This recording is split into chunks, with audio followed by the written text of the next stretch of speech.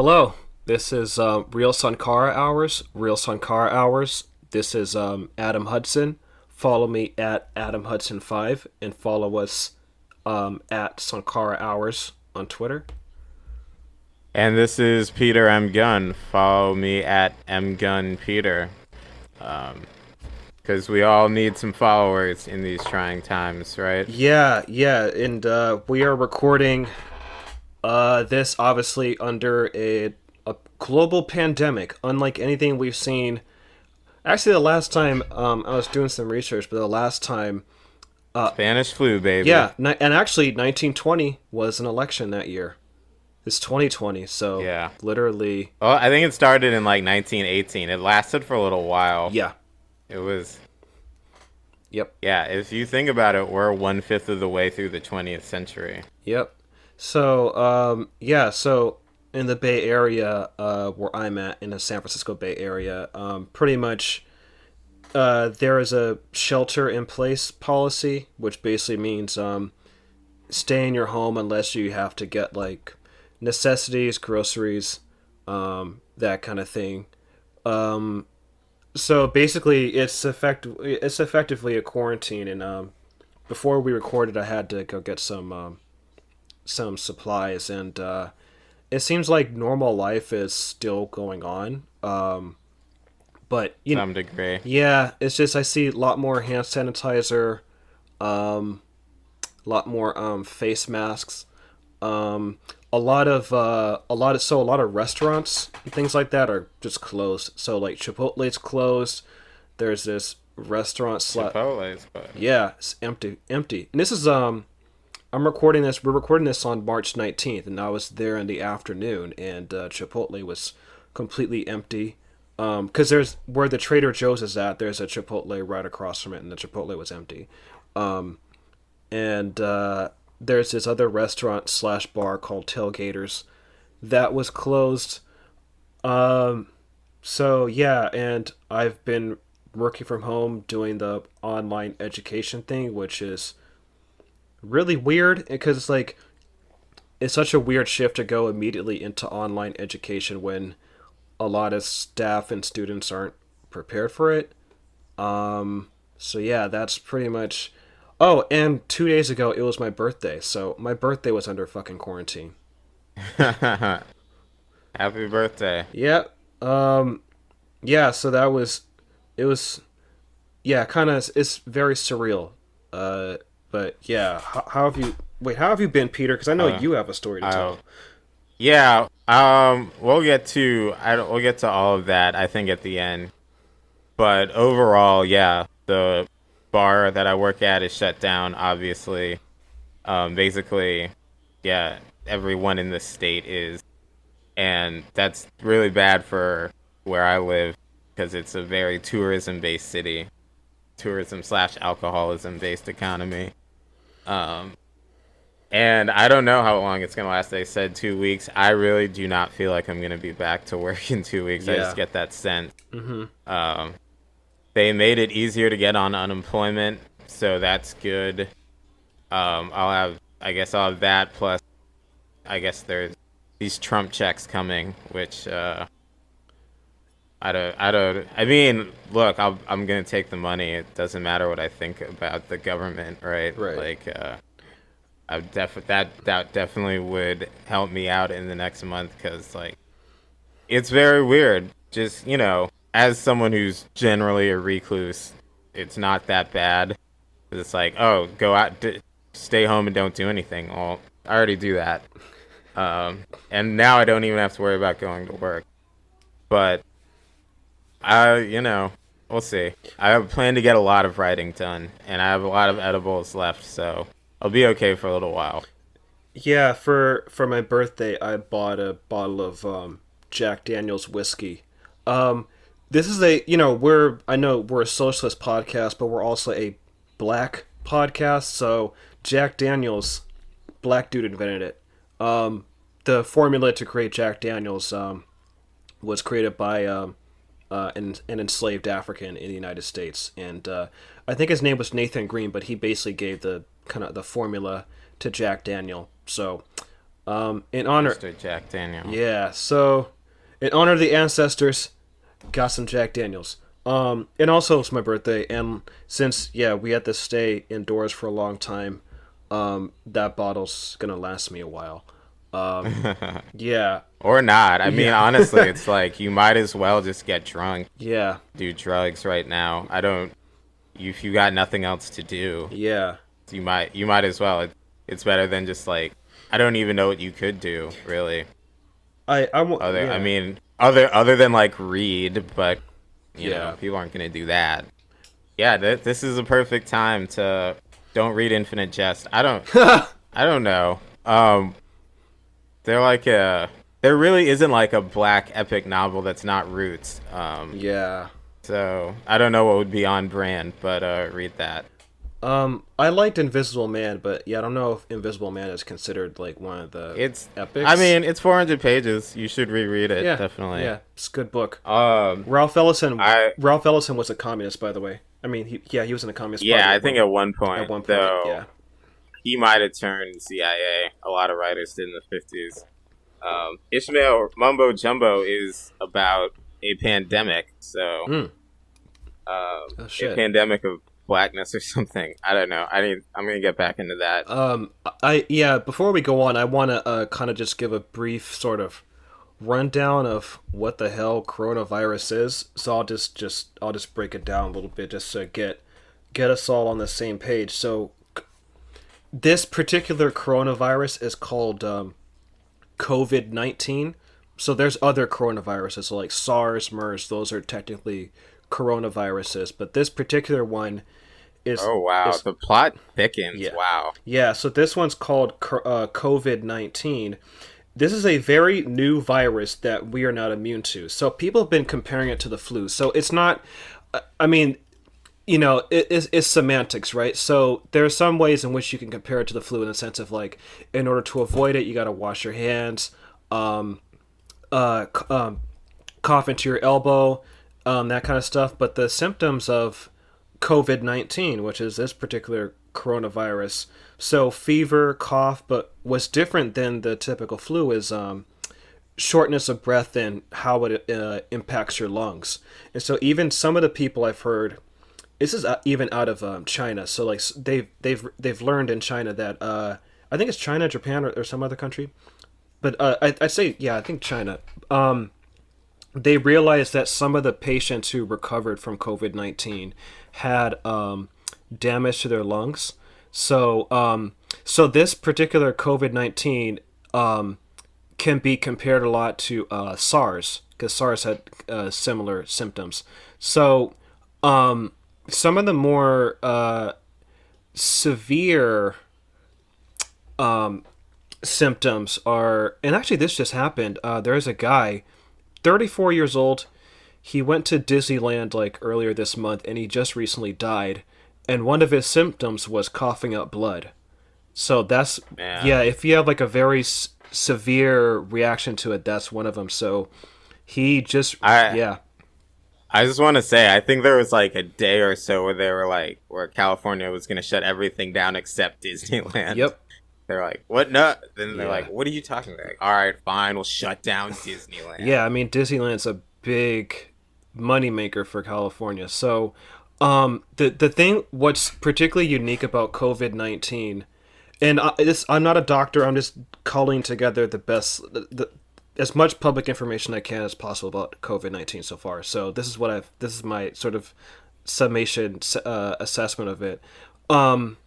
So what's particularly unique in a dangerous way about COVID-19 is how fast it travels and how fast it spreads. That's what's unique about it and how contagious it is, because it's, from what I understand, it's largely an airborne virus. So that's why you see people with face masks. So they advise that if you have symptoms of COVID-19, you wear a face mask so you're not breathing into the air and transmitting it to other people. And usually a lot of people who are infected with the virus are asymptomatic. So they don't have the symptoms of COVID-19, but they could infect someone else who, and usually the people who die of COVID-19 usually have some other illness. In fact, I was just reading this. Apparently, in Italy, 99% of those who died from the virus had other illnesses. This is in Bloomberg. So in China, I think it was a lot of. I remember I went to China when I was young in 2002, and I remember then, and I think it's still the case now, that a lot of people smoke in China. So they found that a lot of people who died of COVID-19, a lot of them were smokers. In the U.S., so people who have like any kind of heart problems or respiratory problems or any other illness, like let's say, or anything that can kind of compromise your immune system. So people who are elderly, cancer patients, they're more likely to die of COVID-19. Now you can still recover from COVID-19, but it's gonna suck. Like it's gonna like so. Let's not downplay how bad this is, because even if you do, survive, which most people who get COVID-19, most of them survive and recover, but the ordeal is terrible. It is not fun at all. So, so And that's yeah, and that's like assuming that that's just purely medical in the sense that it's not taking into account like the strains put on the health system, exactly. such that like you know in the worst case scenario, like people have to ration care and stuff, Yeah. so that like they literally, like in Italy, they are like actually doing death Pretty panels as much. far as I know. Yeah, pretty much. I think anyone over 80 is like they're just like, okay, this person, they gotta die.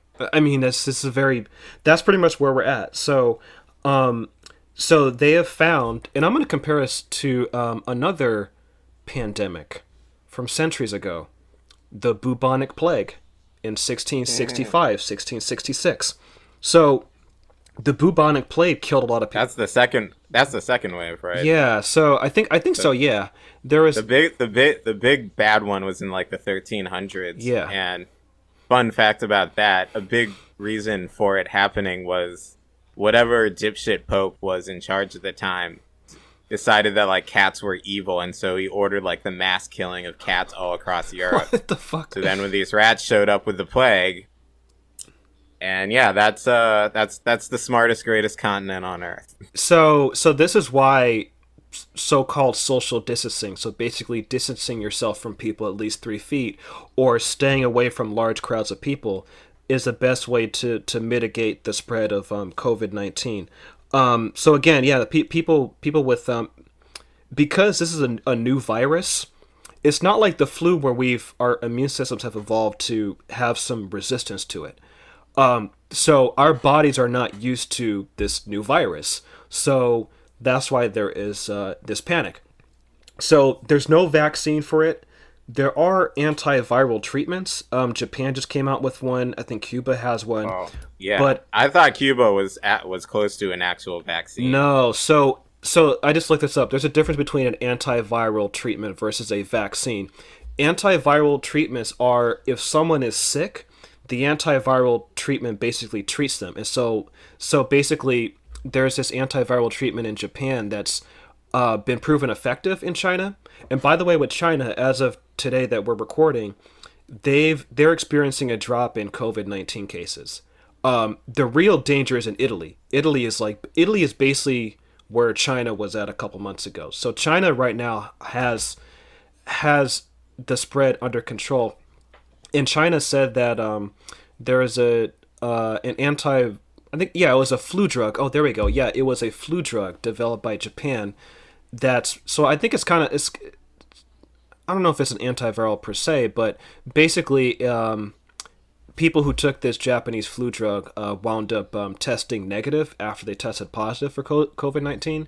But when it comes to antiviral treatments, what those do, they basically, so if a person or an animal is sick, it basically treats them when they've, okay, yeah, so if you've become sick, the antiviral treats you, whereas a vaccine prevents the disease from happening in the first place. So that's why you get flu shots every single year, is to prevent you from getting the flu. So there are antiviral treatments when it comes to COVID-19 that seem to be effective. So if someone has COVID-19, there are some, treatments that are there that can that so far have been proven successful. But at the moment, there is no vaccine because, again, this is a new virus, so there is no vaccine for it. That can take close to a year, and we can get into this more. But part of what's going to delay it is corporations want to make money off the vaccine. Yeah. So I have some thoughts yeah, about that. so we can touch on that later, but I'll put a pin in that. So yeah, like that's why social distancing is so important. And the people who did social distancing was again during the bubonic plague in England in the mid 1600s.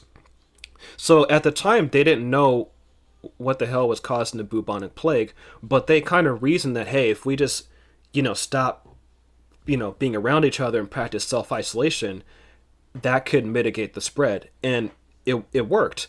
There's an article in the Guardian that I want to read just a few, not a few, like maybe yeah, two paragraphs.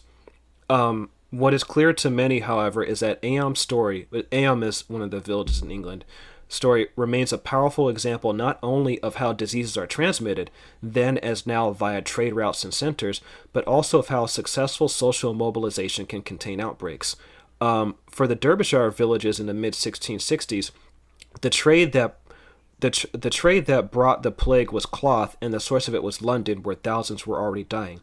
So this is pretty much similar to today, is that the way COVID-19 spreads is through large congregations of people, trade. So that's why doctors are saying, look, practice social distancing, because I'm sure everyone's heard of that the curve or whatever it is. Flatten the There you go. curve. Yeah, flatten the curve, which basically means to not overwhelm the hospital system. So that's pretty much where we're at. China has been so far pretty effective in terms of mitigating the crisis. So is South Korea and Vietnam.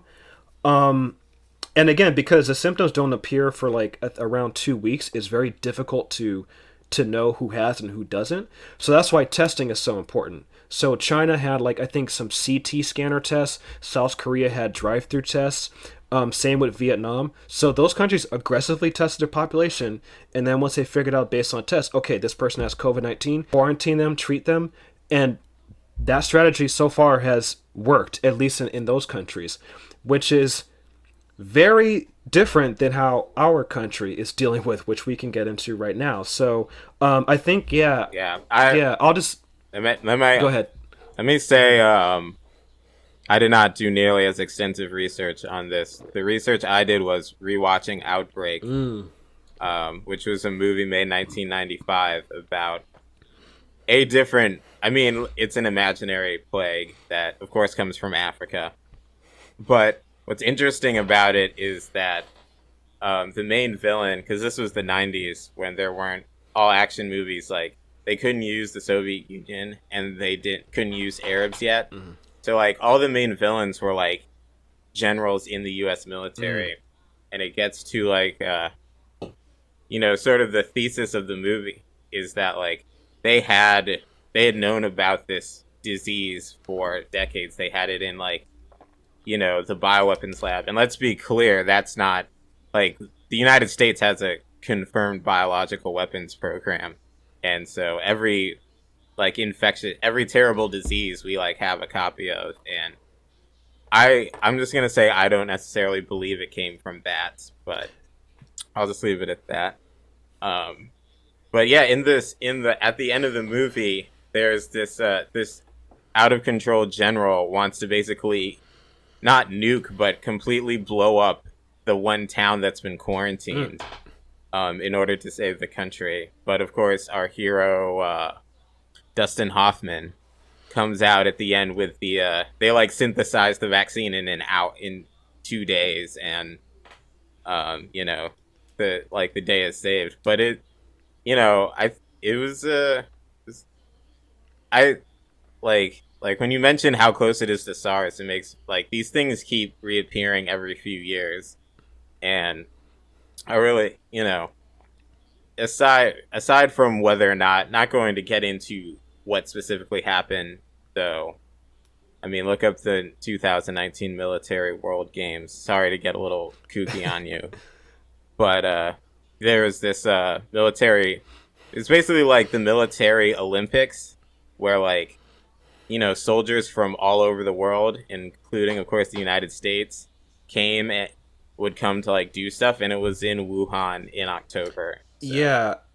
That gets so I think in terms of how this where this virus came from, like I think there's a lot of stuff that again we don't know, which I think is important to clarify that there's a lot of stuff that is not known. Um, what I did was basically give us as best a summation of like as I could about what is known. In terms of where the this new virus came from. So I think the what's so far accepted by a lot of experts is that it came from I guess like wet markets in China and from bats, but the Chinese government is saying, which I'm not saying that they're right or wrong, but this is like another I think plausible explanation. What they're saying is it's not that COVID-19 is a biological weapon per se, but that what could have happened is that the first case of COVID-19 probably occurred in the United States.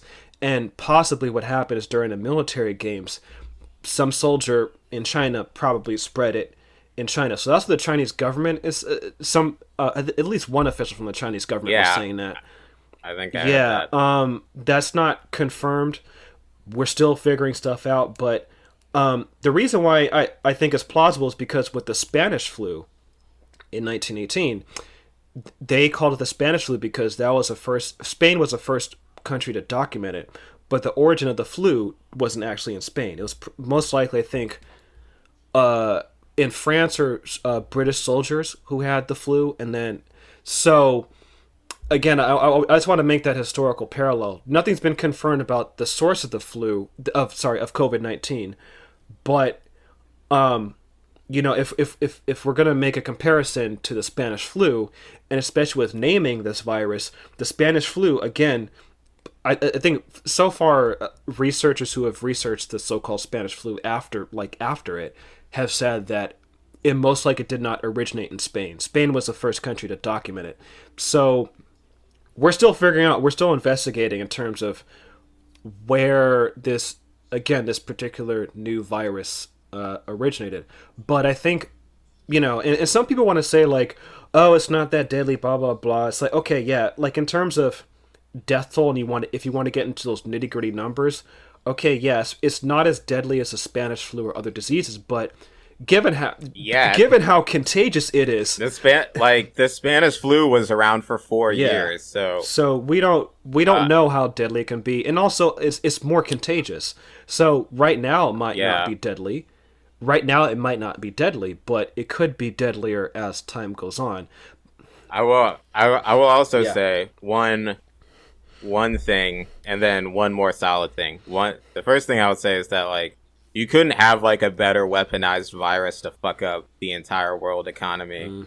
And it doesn't I don't know if it really makes sense that anyone would intentionally do that, but it is like pretty amazing how it's like, yeah, you can have it for 2 weeks and not Yep. know. Um, but what is definitely true is that they are using this opportunity. By they, I mean, state apparatuses are using this opportunity to test out all sorts of, I guess, pseudo martial law, crowd control, repressive Yep. maneuvers, Mm-hmm. measures.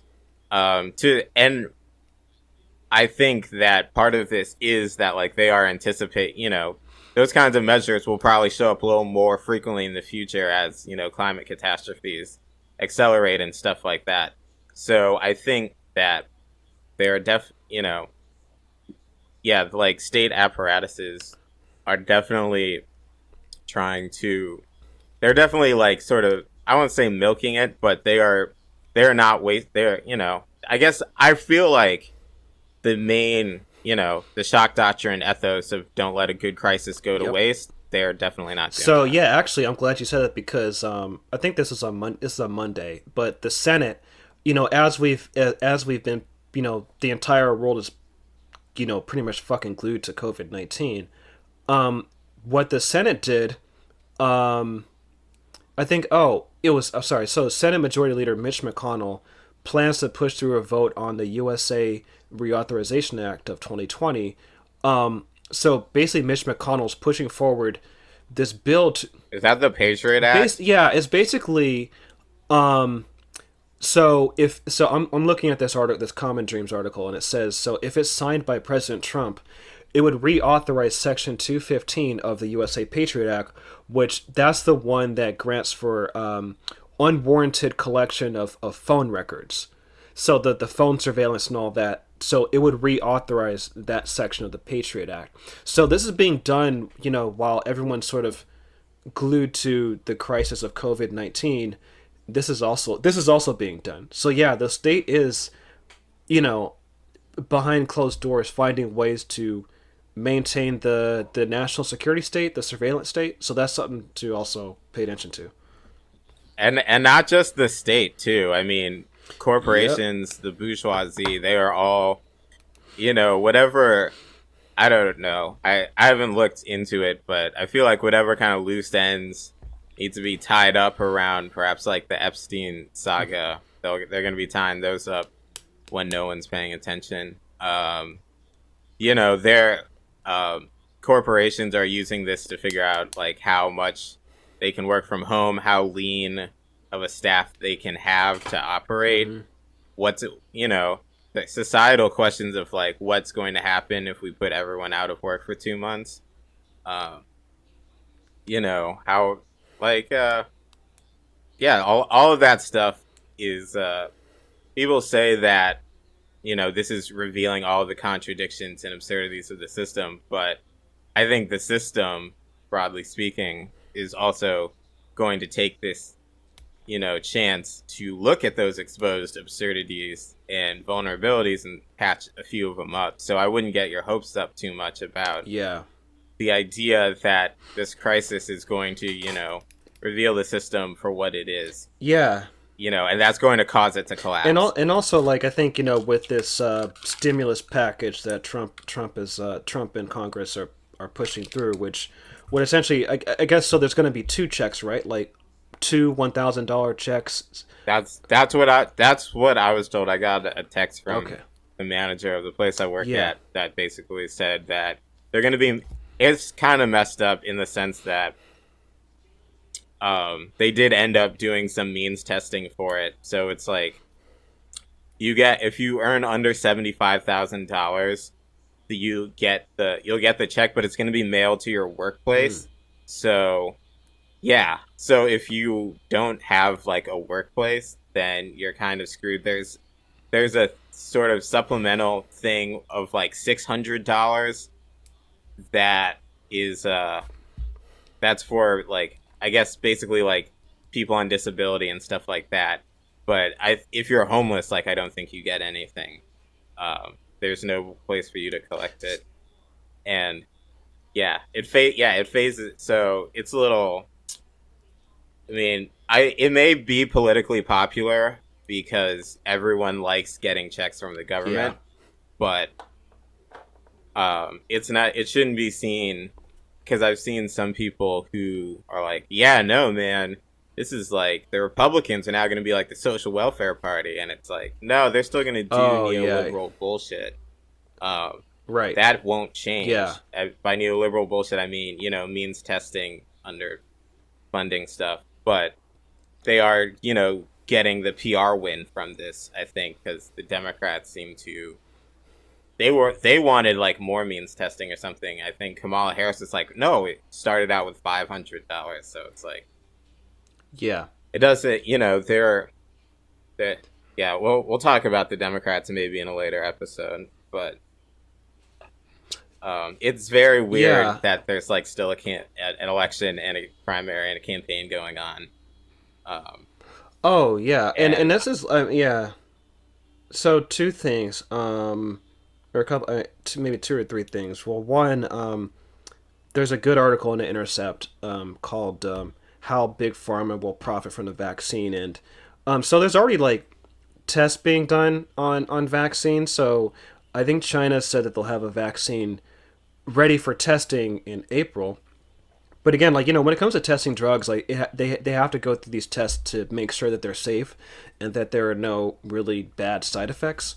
So there's that aspect. But I think another aspect that's important to look out for is to what extent big pharma and the pharmaceutical industry will use this as an opportunity to profit from the vaccine rather than making it a free, publicly available vaccine that everyone needs to get. So that's something to Yeah. be on the lookout for. Also, Yeah. I think what's really going on. I think what concerns me more so than the particular scientific lethality, so to speak, of COVID-19 is to the extent our entire political and economic system is getting a stress test, because I think what it's showing is that this neoliberal project since basically since the late 70s, but definitely since the 80s.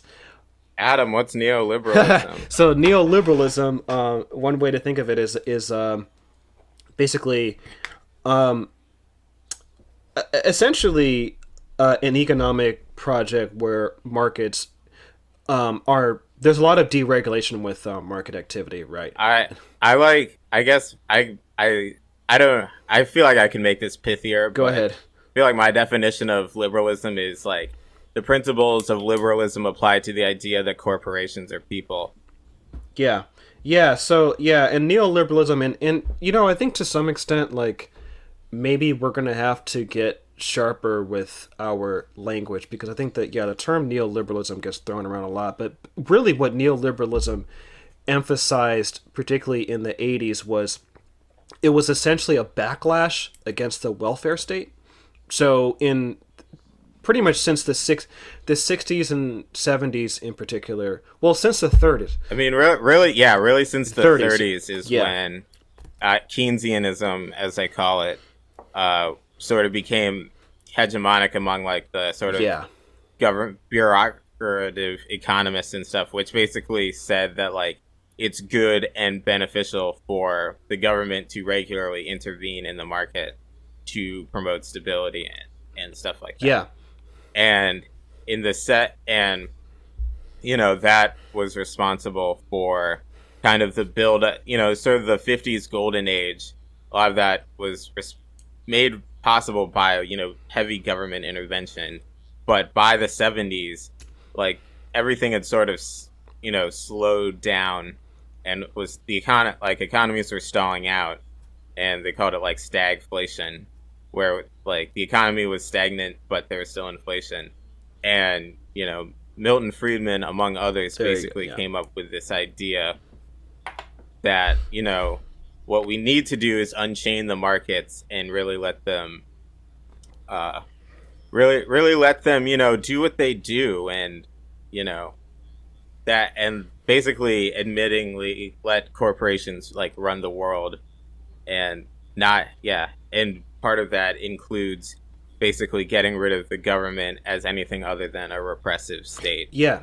Yeah, and I'll jump near I'll jump in because I want to kind of, I think, sort of explain why people on the left, because I think like particularly on social media, Twitter, all that shit, from the so-called Bernie bro left or whatever, like I hear reactions from liberal Democrats saying like, why are you saying neoliberal, like blah blah blah. So the term I think it's really important to define what neoliberalism is, and basically, yeah, what one quick way to think of neoliberalism is that it's essentially a backlash against the 1930s welfare state, the Keynesian kind of sort of social welfare state program that was used to address the crisis of the Great Depression, implemented under FDR, which is basically that, like, okay, markets, capitalism, left alone, are one, unstable,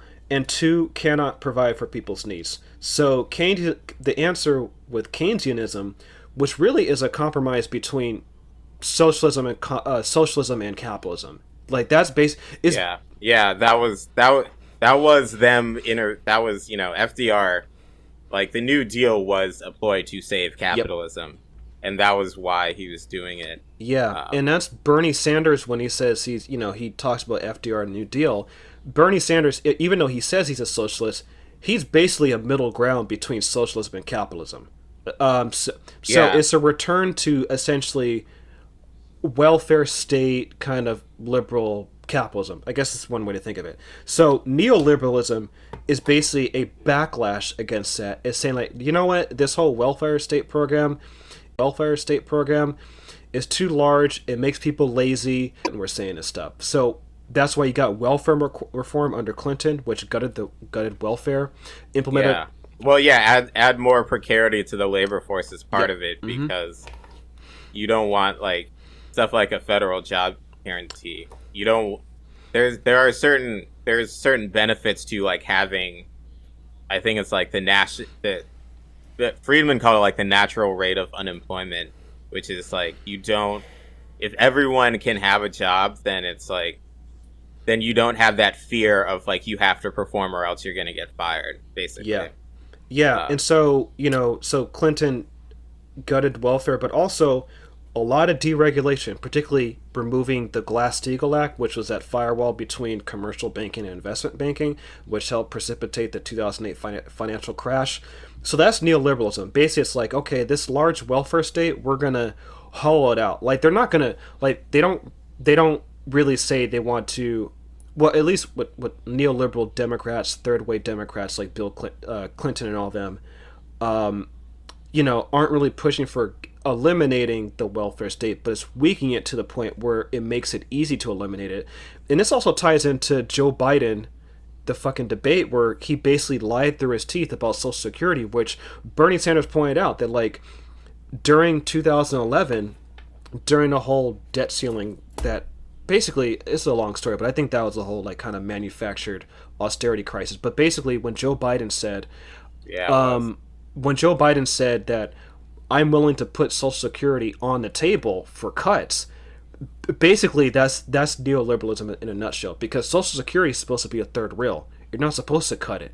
So when people on the left say call other Democrats neoliberals, basically what we're pointing out is essentially the neoliberal orthodoxy that undergirds the current Democratic Party. And what Bernie Sanders is saying is like he's basically returned to that 1930s welfare state form of Democratic Party. Yeah, in a sense. Another point I want to make, and I will tie this back to COVID-19, is that a big part of neoliberalism and the neoliberal project, because it isn't just like sort of a trend among economists as much as it is, sort of this whole civilizational project where like everyone's an entrepreneur and stuff. But a big part of that is also basically hollowing out the government and hollowing out whole functions of the government. Instead of having government agencies, you have private contractors, because the theory goes that they're more efficient, which is insane.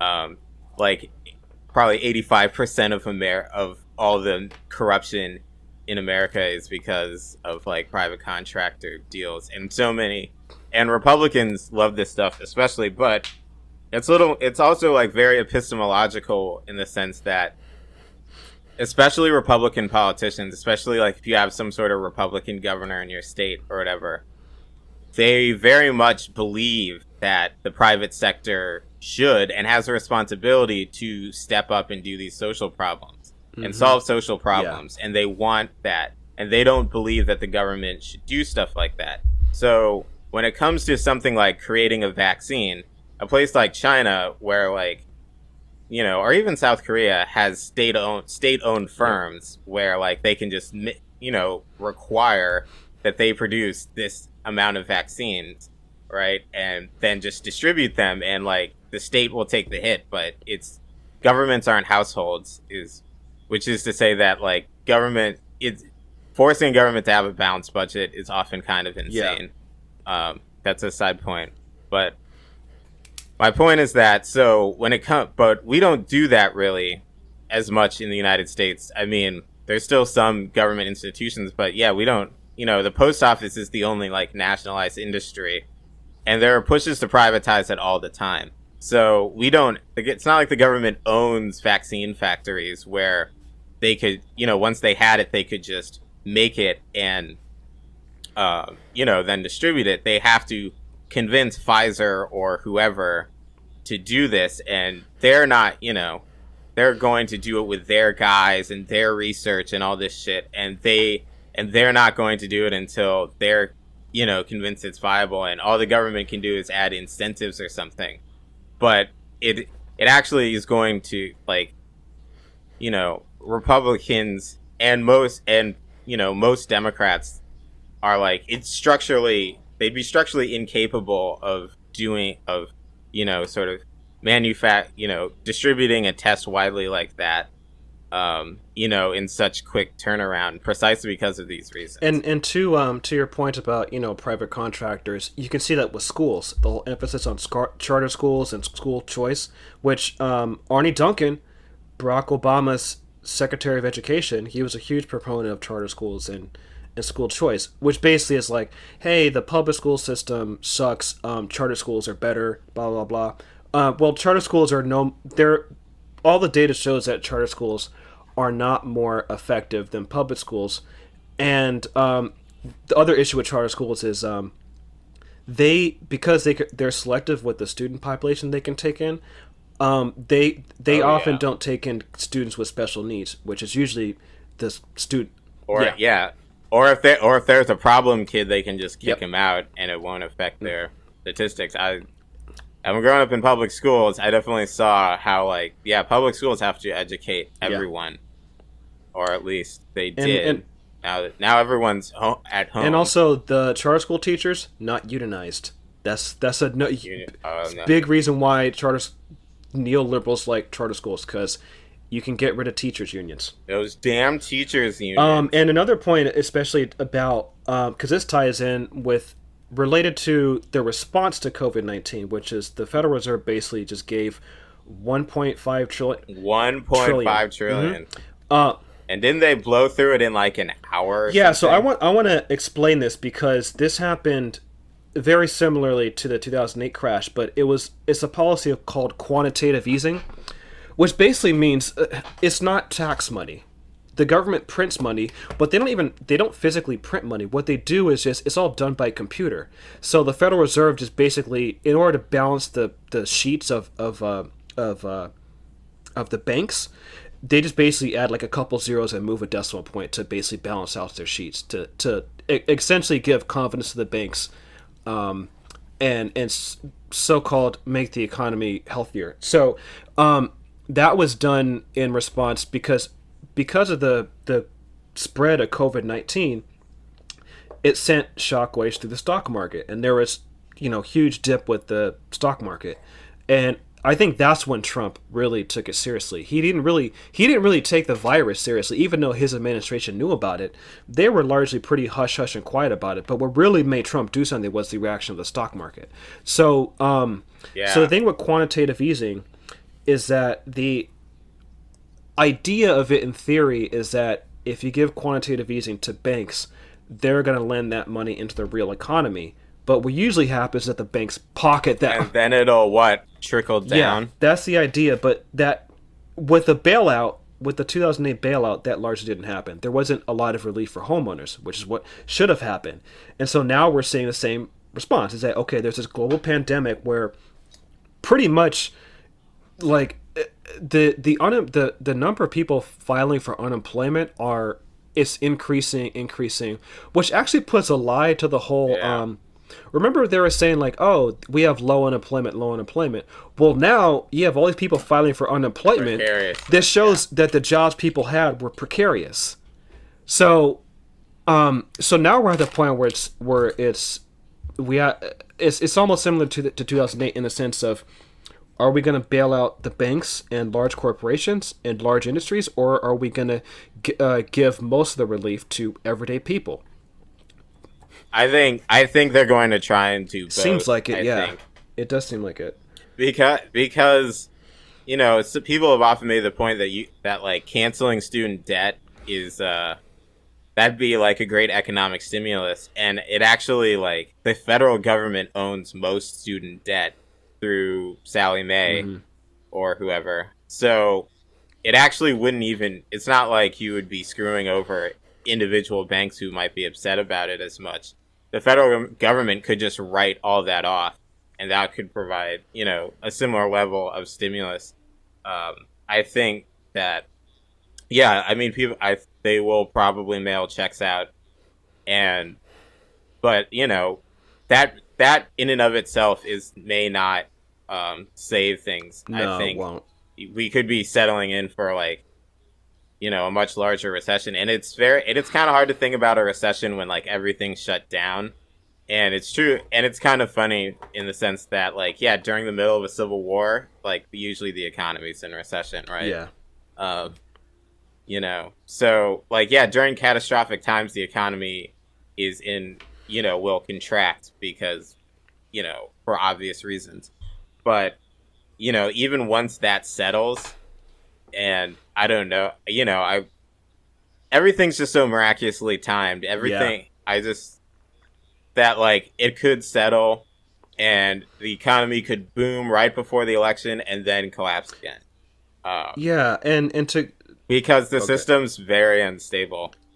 Like, there's so much speculation. Like, $65 trillion is the global GDP. That is essentially like the uh, the total value of the world's productive economy, of which the United States is, I think, 16.6 trillion.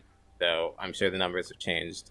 That was a few years ago, but the derivatives market is like in the hundreds of trillions, and that's all speculation. That's all Yeah. money being made off of other people's money and isn't tied to anything being produced. And so that could always just like, is it stays together through force of will and through ideology, but it's not tangible to And anything. also, you can. I'm reading this book, "The Half Has Never Been Told," by Edward Baptist, and I'm at the part of the book where he basically explains like a lot of those kind of financial speculative practices. A lot of that stuff really were perfected, so to speak, during slavery.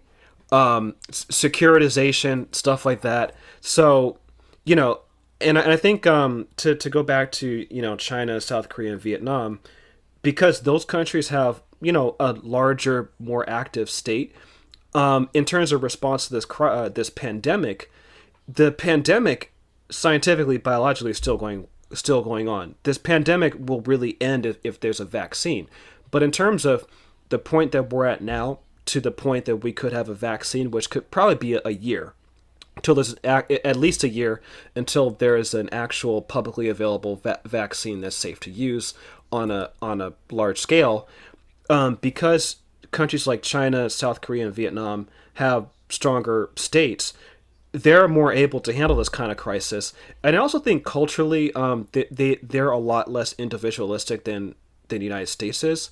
So it's almost like it's like let's say if you live in somewhere like the Great Plains area or the deep south, right? Like certain areas you have like tornado season or hurricane season. It's a huge disaster, but you're prepared for it, right? Like, okay, go into this area, just disaster preparedness and all that, and life can go on.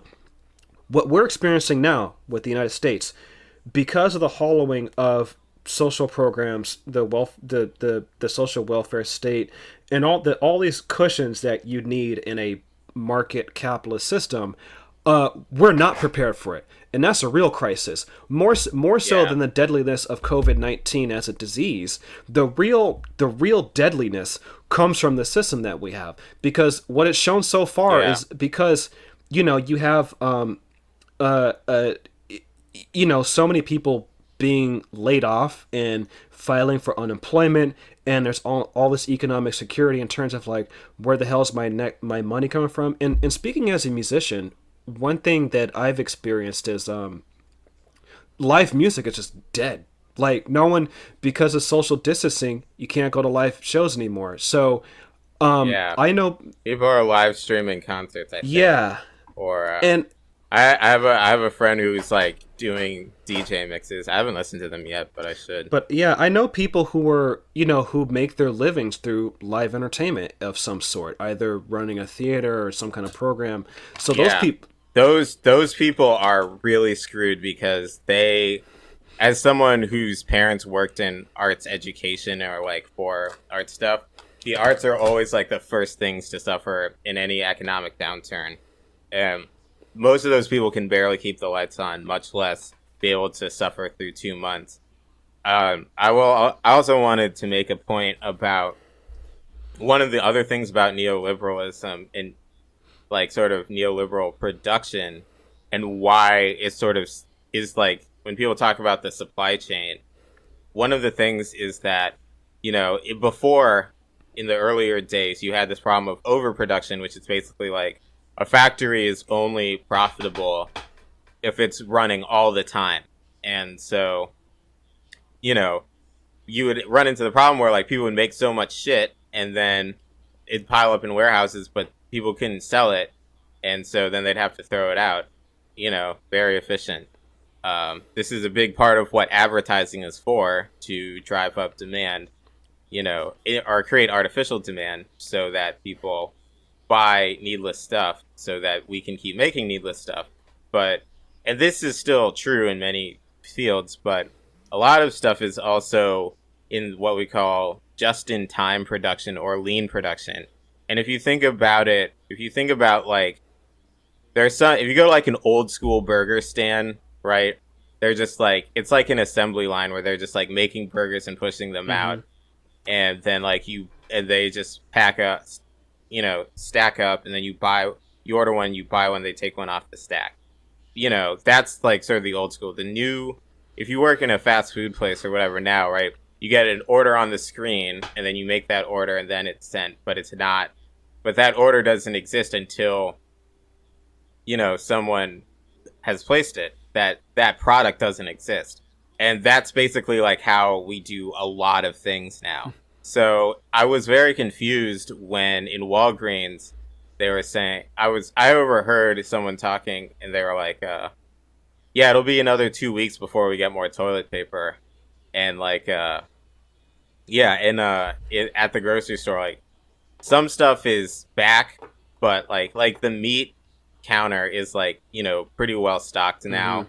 Compared to a few days ago, and that's something where you like process it every day, I guess. But I was confused because like there's still no detergent, there's still no laundry detergent, and there's still no toilet paper, and it is like a situation where there aren't like toilet paper reserves. There aren't reserves of things anymore. Where if there's unexpected demand, they can roll that out to keep things stable. Mm-hmm.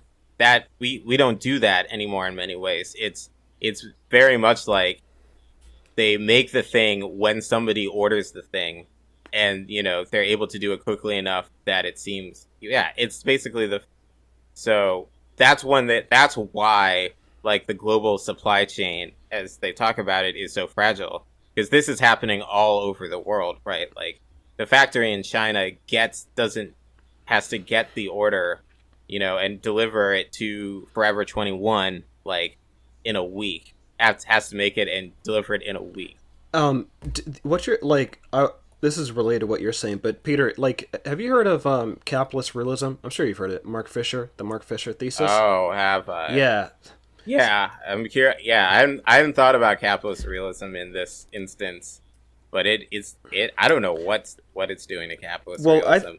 This is one of those things you can't analyze from a distance because you're going through it. I think so. This is something I've been thinking about. Like, I think the kind of, I think, people's responses and sort of, I think, the overall collective anxiety, particularly in the United States and all over the world, really, because Italy, again, they're experiencing the largest, I'd say, like, the real kind of crisis when it comes to the spread of COVID-19 is in Italy.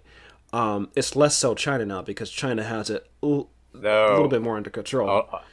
But I want to talk about Iran after this. Oh, okay. Yeah. So when it comes to capitalist realism, I think, so Mark Fisher's thesis on capitalist realism was basically people it's easier for people to imagine the end of the world rather than the end of capitalism.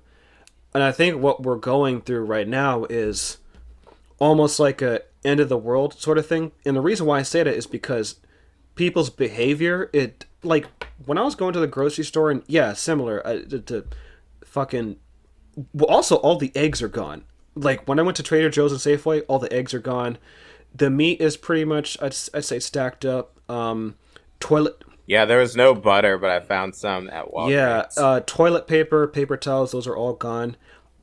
Even some parts of the country, people are stocking up on guns. So it seems like people's response is to me, it's very similar to if you've been watching a lot of zombie movies, like a zombie apocalypse kind of reaction. And so it's easier, I think, culturally in the U.S. to imagine like a zombie apocalypse, end of the world scenario, but no one can really imagine the end of capitalism and what a society or world would look like without capitalism. And I think that's pretty much. Well, that's because capitalism is human nature, Adam. Right, yeah. Well, that's the thing, is like that's what we've been told, right? That capitalism as a system is pretty. In terms of the span of human history, capitalism is like a speck, right? It hasn't been around for that long, but we've been told and convinced that capitalism is the only thing. It's human nature. It almost kind of reminds me of the Francis Fukuyama end of history sort of thesis, but basically, history's back, right? Baby. Or Margaret Thatcher's Tina. There is no alternative, right? So I think that's what we're going through right now collectively, that the entire capitalist system, particularly the neoliberal capitalist system in the United States, was very clear is that it cannot handle a global pandemic. And no one knows what the fuck to do. It's almost like the entire country's... I feel like at least one half of the country is like a chicken with its head cut off, like running like a chicken with its head cut off.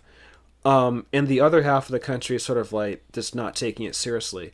But, it's going to, I mean, I hate to say it, I really think it's going to get worse before it gets better. So it's bad now. Yeah. It's going to get worse. Things will get better. But I think, part of the thing about flattening the curve is that you're elongating it. Yeah. You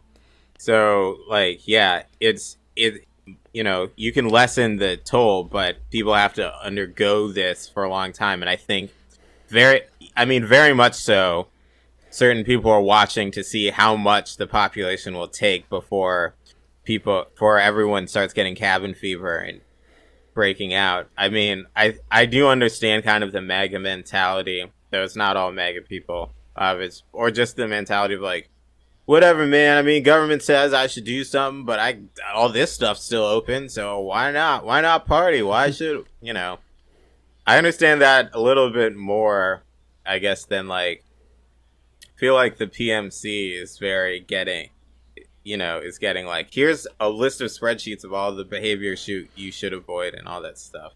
And I can empathize with, like, well, I don't have to do it, so why should I follow this stuff? Though it is also like, don't be a fucking idiot, dude. Just like go along. Just like stay home, play video games. Like that's what you were gonna do anyway. So don't be a contrarian about this. MAGA people, so much of the right is just pure contrarianism, and it's very annoying. But I wanted to talk about Iran specifically because, hey, isn't it interesting that they got hit pretty quickly after China? Isn't it interesting how that happened? I'm just going to say that. But also, there are new sanctions, I think, right? Yeah. They're implementing new sanctions that will restrict Iran's ability to buy medical on top of the already horrific and strict sanctions that Iran's going through right now. And by the way, when you did those sanctions are basically an act of war. It's not like an act of war where, you're shooting people, but, it's economic warfare. Exactly. So the goal is to get a society to collapse. And that's what Iran is going through. Yeah. So, go ahead. So the point is that, like, there's a hybrid, there's certain ways in which, like, it can be utilized as biological warfare in the same way that's like, okay, the British didn't invent smallpox, but they knew how to put it on a blanket and give it to the Native American, to, I don't remember which nation it was. I'm sorry, but you know the story. Um, it's like, like I said, a lot of people are not letting this good crisis go to waste. Yeah, yeah, and I'm glad you said it because I've been seeing some chatter on the left on social media because I think some people are expecting because Donald Trump is handing out checks and stuff like that that you know he might be. It seems like it appears he's flanking the Democrats from the left, and that like we might see Donald Trump implement Medicare for all or something like that, which I'm not. I'm I mean, he's not going to do no. anything during the campaign. He's definitely going to run against Biden to his Yeah, left, which is a smart move. But yeah, I mean, they're still fucking right. Republicans, I mean, dude. there's Stop watching and Tucker. also You're not. Stop being on the left and watching Tucker. and also like there's this Mitch McConnell in the Senate, like he's not gonna pass any Medicare for fucking all bill, like so um and I think yeah because especially given that this is during an election and look, there's only one guy running on a platform that could mitigate this crisis the most, and that's Bernie Sanders with his Medicare for all. Because, again, countries like China and South Korea have single payer health care, they have strong welfare states. Bernie Sanders' platform, which basically expands the welfare state, yeah, that would work. And there's an article basically saying that there's a panel of experts, public health experts, said that it's in Common Dreams, but they were saying that single payer systems are more effective at coping with the COVID-19 pandemic. So, but obviously, at this point, the Democrats are so hell bent on um, undercutting Sanders that they're willing to I mean, like they did by holding all those and primaries. Like they were like, "Fuck the public health. We need to secure our guys' wins and right that was now." so fucking cynical and negligent. Especially during a crisis where like you need social distancing, and the Democrats like, nope, we're gonna hold the fucking elections and have people standing out there for hours and voting. It's like, well, what's more important, mitigating a pandemic or voting? Or I mean, democracy. it's just Nothing more important than because democracy. they really want to expedite Joe Biden becoming the nominee. That's basically what it is. So they're willing to expedite the process um, and risk public health safety in order to have Joe Biden, who again is a fucking mummy, and he's not going to do. Biden's not going to, do anything because he did say that if a Medicare for all proposal were to come to his desk, he wouldn't sign it. So this is Yeah. what we're dealing with: that the Democrats are willing to put someone like him, Joe Biden, as a nominee over someone who, again, has an actual effective policy to mitigate the crisis. And, all the kind of spreadsheet and means testing policies of people like Kamala Harris, and that's not going to work to mitigate a crisis of this scale, which again proves the point that our current political and economic system and our way of thinking is not equipped to handle a crisis like this. But it may end up doing it anyway. I And mean, so yeah, I sometimes I feel that it's like very much so America is the like kind of oafish but likable, not maybe the captain of the football team, but maybe like an offensive lineman sometimes. I mean, there's definitely like the like all American shit, but what I'm talking about is just like, he's like the offensive lineman. He's like goofy, but then like, I guess he gets moods and he gets real angry and he like does really violent shit or whatever. But he just like goes about life and he makes a lot of mistakes, but somehow he's got like the white American charm, so that he just like somehow never gets punished for it. And I'm very concerned that like Joe Biden is exactly that kind of a person where it's yeah, like if he went through 4 decades of just unleashing terrible things on people. And I get, maybe he did a couple good things. I will admit that like the Title IX enforcement on college campuses, um, that was a good thing that he, helped spearhead. Yeah, But overall, it's like, and you were like part of the problem, and now you end up being rewarded for it. It's like it's failing upward, and I feel like you can only fail upward for so long before it's like, wait a second, none of these people know what they're doing. And the people at the bottom, are the people that are like being held in check, like maybe China, for example. They know what they're doing about stuff, and so it's that things may consequences may end up happening, but it's I don't know. I mean, nobody knows what's happening. It's really yeah. interesting This times. is uncharted territory we're in.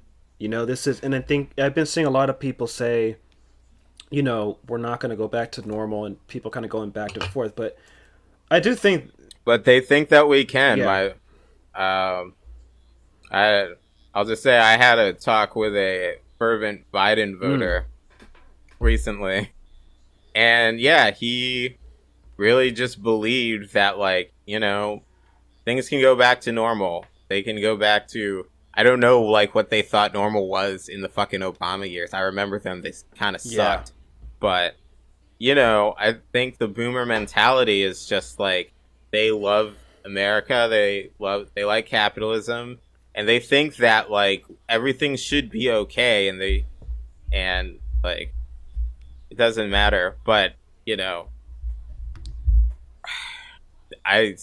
it's trying to explain neoliberalism to boomers is like we should hold like a some sort of like teach mandatory course where we understand oh, because like y'all literally lived through it and you don't know what it right, is.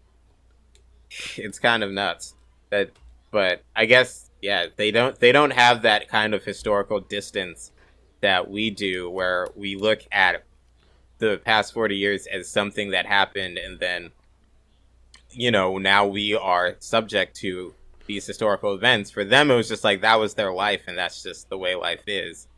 And so they don't really expect it to be significantly different or really want it to be because that's what they're used to. And I think that's a lot of shit that, is hard to break through even without, them mainlining MSNBC 12 hours a day.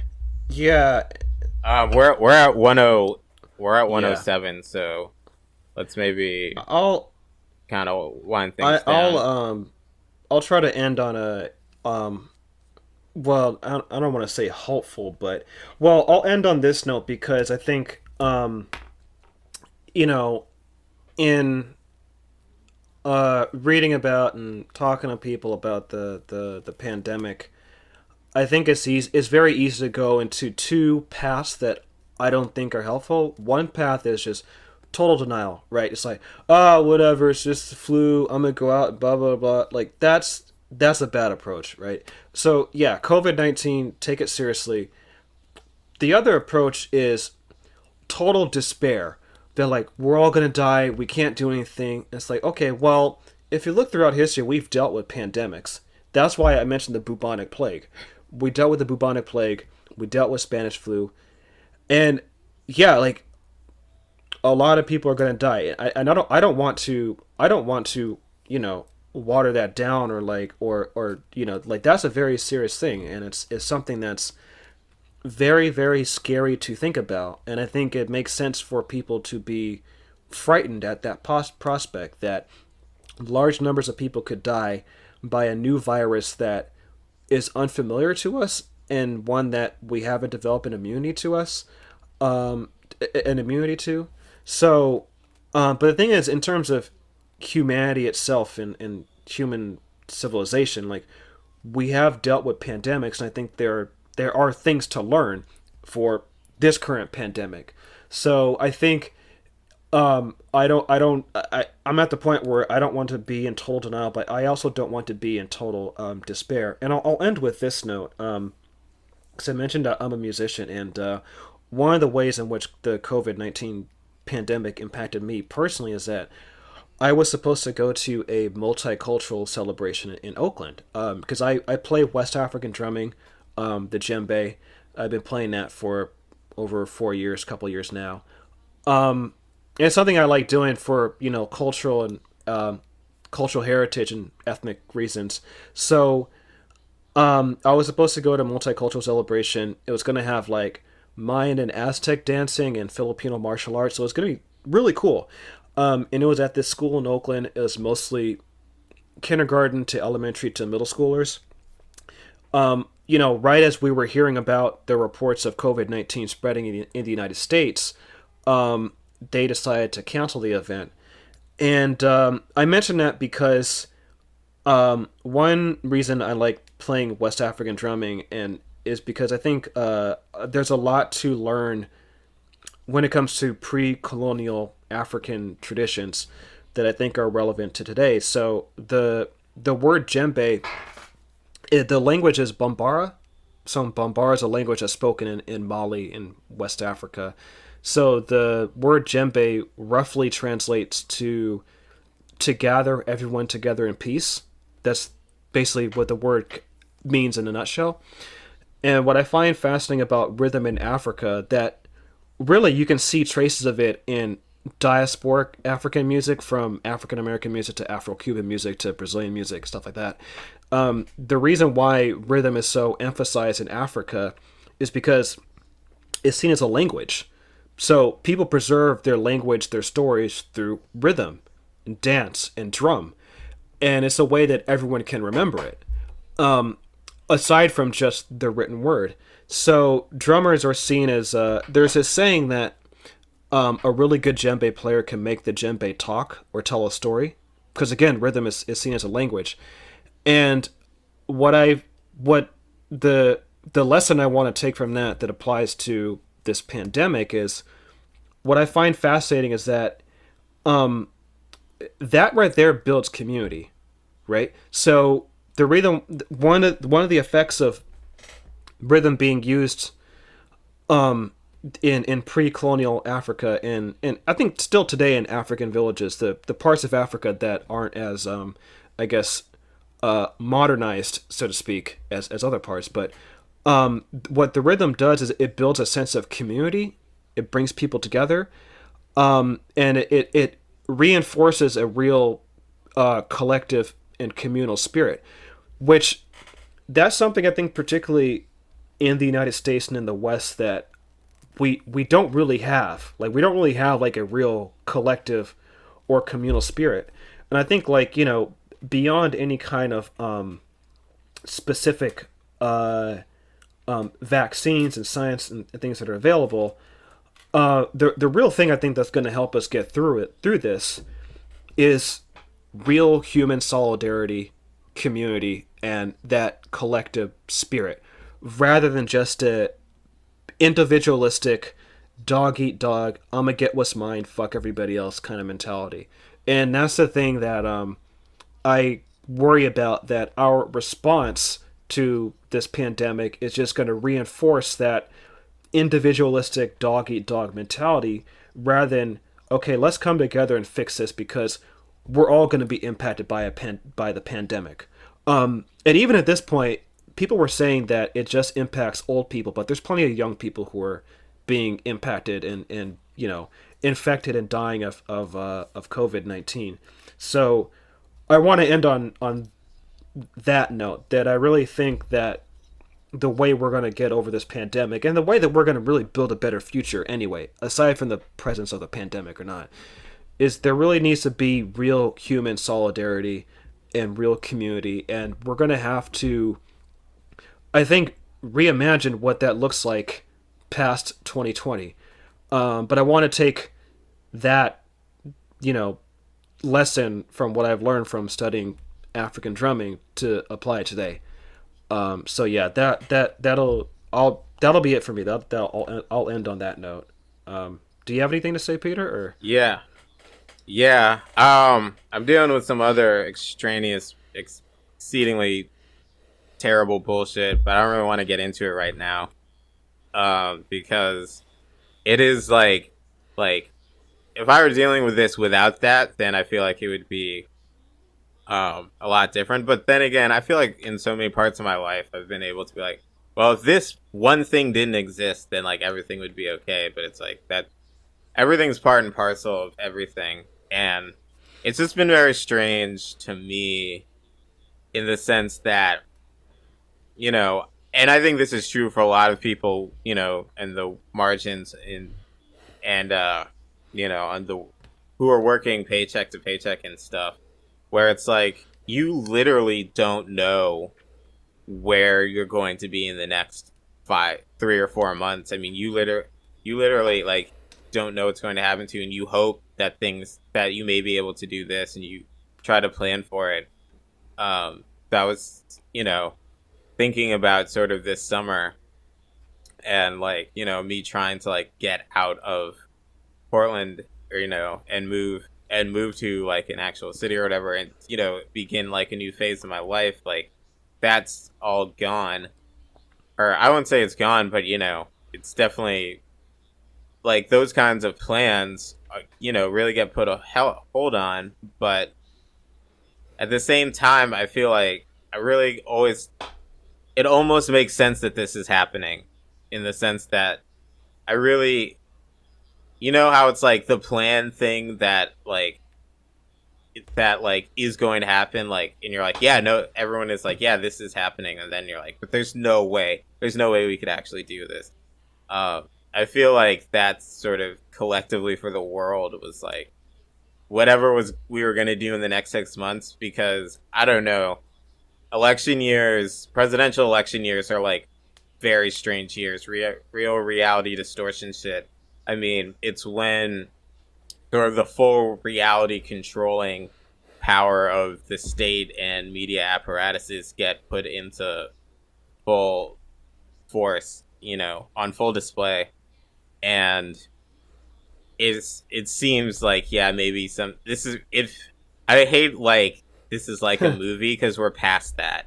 And it's like, this isn't like a movie, but it is not like a thing. It is entirely according to script, but also like this is really the fact that this is the script. I think is what trips me up. It is very much kind of like the Super Tuesday House of Cards move, where I was like, this is they're doing it. They're following this. They're following a script that makes sense for them, but they really are not thinking about like what a regular person would perceive this as. I guess. I think that maybe that's too abstract, but uh I you know, I don't know if I don't want to I don't like hope anymore because Obama kind of ruined that. And just the idea that like it'll all get better, like I don't know if it will, you know, and it's like we've gone through worse things. I don't who is we? Like not the people that Yeah. died, they didn't make it through. So it's like I don't know you know what to say to people and that's probably bad as someone who wants to like you know who imagines themselves to like have a way with words but I think that's what you know it's I mean this is it this is life in somehow or another this is the life we Yeah. have right now and we're gonna have to you know do what we can to try and I guess do make as good a situation out of it and maybe we can get some benefits like society wide but I you know I'm not I think people gotta like you know just be good with themselves first and you know just I don't know just I think that for like a society you know a generation with a lot of depression and anxiety and stuff this is like a real test and you know this is a real mental test and part of me thinks that I'm ready for it, but then it's like I don't know. I don't know what it is that I might be ready for. So sorry to end on a downer, Yeah. I but mean, yeah. I mean, I think it's. I mean, we're all going through complex feelings because this is. I don't think anyone on this planet is alive to have experienced a pandemic of this scale. I think the only most recent one was the Spanish flu of 1920. I think most of the people. I'm sure they can find Yeah, 110-year-old person or something. Very few though. It's irrelevant.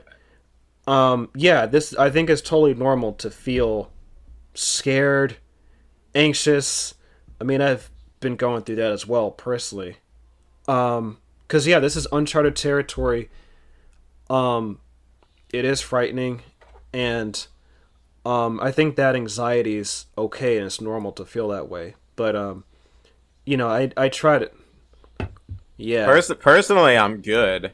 I mean, honestly, I'm fine right now. I'm okay, but trying to wrest some meaning out of it, you can't do it right now. Yeah, it's almost impossible because again, this is nothing like we've experienced in generations. So I mean, there's going to be a lot of confusion, and even I said earlier about COVID-19. There's a lot we still don't know. So even my own summations, that's nowhere near enough to explain this disease. So we're kind of and all the social and economic forces behind it, because there isn't just a regular pandemic or whatever, in the sense that there are no natural disasters, there are social disasters.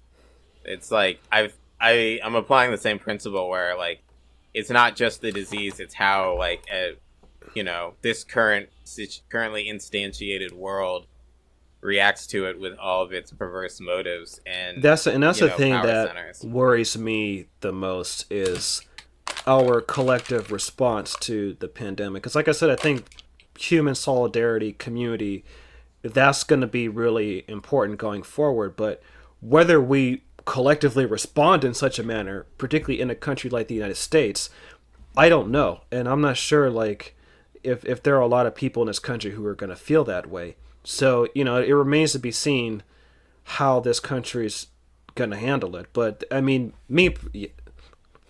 But we will be there to provide you with updates as it goes on, I suppose. Because we have nowhere else to go. I saw a Facebook stat that was men under 35, I'm begging you in these trying times, do not start a podcast. Too late. It's too late. Yeah, we are both under 35, so too late. Too late. All right. Anyway, yeah, so support us on Patreon, patreon.com/Real Sankara Hours. We're also on SoundCloud, soundcloud.com/Real Sankara Hours. We're on Spotify as well. We have to fix up our RSS feed, but we are on Spotify. It's got to upload. Yeah, it's got to upload more episodes. Right. Yeah. And I'll make just a kind of quick announcement because I mentioned music, but if anyone's curious about my own music projects, I'm on SoundCloud as well, and honestly, if you just want to listen to my music or even my my music or my writing, adamhudson.org. All my website's basically sort of a central place for all the stuff I do. So my writing, my music, all that stuff. So I just I recorded a video of me playing West African drumming, so I'm gonna try to upload that. I don't know where. I'm probably gonna put it. There's this open mic I go to, actually. This is pretty cool, but this open mic I like going to in San Francisco. They're having people record videos of themselves playing music and sending it online. So it's almost like a virtual open mic. So I recorded a video for that. Trying to record more solo music, so be on the lookout for that. Anyway, yeah, and please support us. If you're a patron for $5 a month, you get double the episodes. You get our bonus content, our bonus episodes. And yeah, during this pandemic, I never thought when we first did this podcast, I never thought we'd be dealing with a pandemic, but here we are. But no, but I will say I knew. Like I said, shit gets weird during presidential election years, and I did want to make sure I had an outlet. Yeah. Because shit gets weird. That's all I can say. So, hope you're here to get weird with us. All right, Um, and but yeah, stay strong. Wash your hands. Do drugs if you got them. Read. You know, mhm. pet your cat, and Also, try not to go vitamin C and crazy. zinc help your immune system. So yeah, so Yes, very much yeah, so. stay healthy. Take some vitamin C and some zinc. You know, um, and yeah, take care of yourself and take care of each other. All right, peace. All right, peace.